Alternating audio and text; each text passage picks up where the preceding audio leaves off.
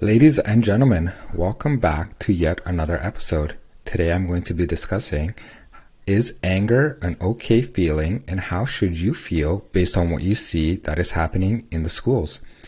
Well, first of all, let me just tell you, as a parent, if you are not concerned regarding what is available in the school to your children and the indoctrination that is going on, there might be a problem. Now, in this mini-series, I've covered compassion and empathy and how it's used to weaponize people to tolerate this bad behavior. Now, is it okay to feel anger towards what is happening? Well, I would say that's probably the appropriate reaction when you see that this ideology taught in schools is actually resulting in children being sterilized and mutilated before they even have a chance to start a family. Now, these children are being lied to, and the most vulnerable children who don't have strong parents or a family, they're going into the school system and they're being taught that gender is assigned at birth, not observed like it should be taught, and that they can be something else, and that they're possibly born into the wrong body. So they are saying that whatever body that they're born in is not right. So they're not being taught that it's okay to be themselves, and rather that they should adopt a different thinking.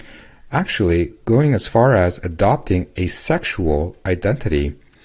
And not only that, but an identity that is based on medical intervention and constant affirmation from people saying, for example, to a man, oh, it's okay, you are a woman if you dress, and constantly upholding this image that defies reality. I mean, as a parent, as a responsible parent, does this not anger you?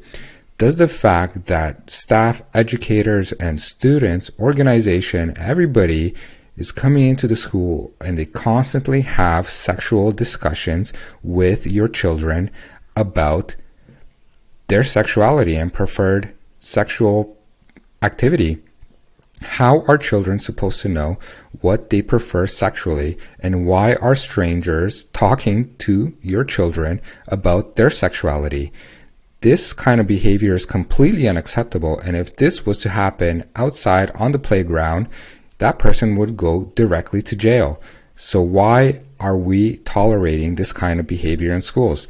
You know, a lot of times we see like, oh, parents are just angry and parents want this and that. And you know what? Absolutely right. And it is okay to be angry. I mean, if this kind of stuff doesn't light a fire under your ass and doesn't make you want to do something about it and go and hold the school board accountable for the things that they're putting into these kids' head and just resulting into a lifetime of psychological and physical damage, I mean, I don't know what else will.